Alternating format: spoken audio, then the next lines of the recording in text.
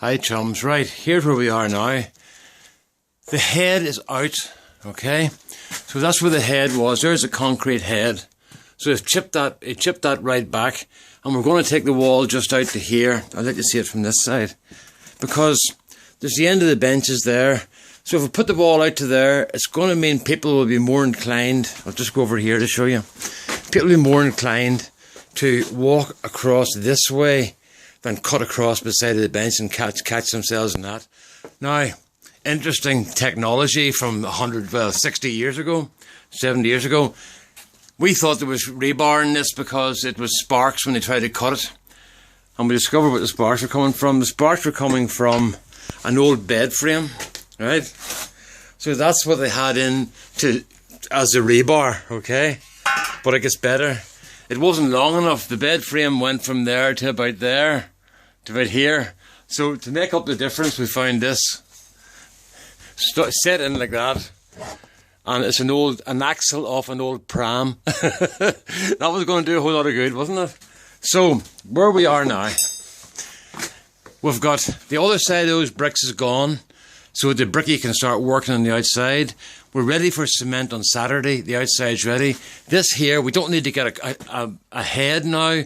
We've got a scaffold plank across here. That's attached to this member here.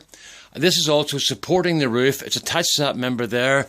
It's attached here at the end of this joist, or whatever that's called, rafter, and is attached here on this piece of angle iron plate that bracket Brendan made when he was here. So it's well bolted in. That's not going anywhere. And it's also supporting the roof. And we have 6'8" of height there. So that's worked out really well. Yeah, we're still recording, that's the main important. So we've got 6'8" of height, or nearly 6'9", 6'8.5". So it means that, well, I'll not hit my head on it because I'm only about 6'1", 6'2". Maybe it's 6'4", so he'll be alright, you know. So that was the main thing, get that, because there's where the head was before. You can see the difference. There's nearly about 10 inches of difference between the two, you know. And we're all banging our heads and that there. So that's where we are, folks. And a good day's work. Everything's set up for tomorrow. Oh yes, and we've also taken out the concrete all along here, because they have to put a box section in along here. It's to do with the gutters. I don't really understand it, but you'll see it in daylight when it's done, you know. But they're putting a box section up between the two buildings. They'll run the gutters into that, and then they'll take it from there. Another wee interesting little old thing we came across. I'll give you a chance to look at this before you tell me what it is. Right, it's about 18 inches long, right? And it's got a thread in this end, but it's not a sharp thread, okay? It's a soft thread, and on this end it's got a little sort of a pointy type thing. And it's about 1/4 of an inch square. So you've got a few seconds to work out what do you think it is. You can stop the video and look it up or something. I'm going to tell you what it is now. It's a spouting bolt. What they did was they drove these into the wall, and then they bent this up to whatever profile they needed to support cast iron gutters. So that's a spouting bolt. It's a lot longer than I ever thought it would be, you know. We'll find that up in there. So there you go now. So that's where we are, folks. And there's a wee thing there. There's another wee curiosity. Though that hooky thing hanging up there. Wonder if we can get it better this way. We get those wires out of the way. Let's just move those wires. That's it there. Look, what's that there for?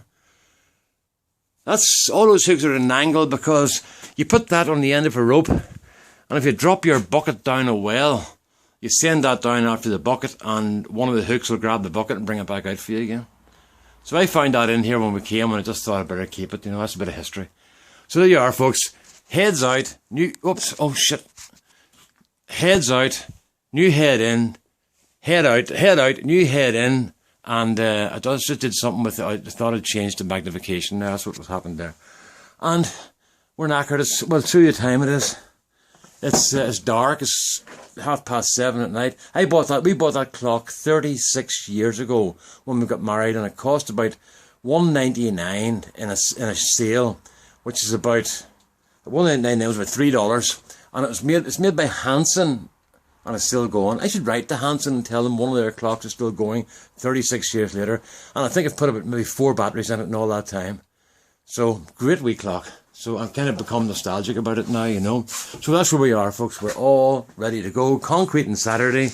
I'm not going to turn this around. I'm scared of touching something. Concrete on Saturday, and they start the box section on Saturday, and then hopefully the walls go up next week. So there you are now. All the best now.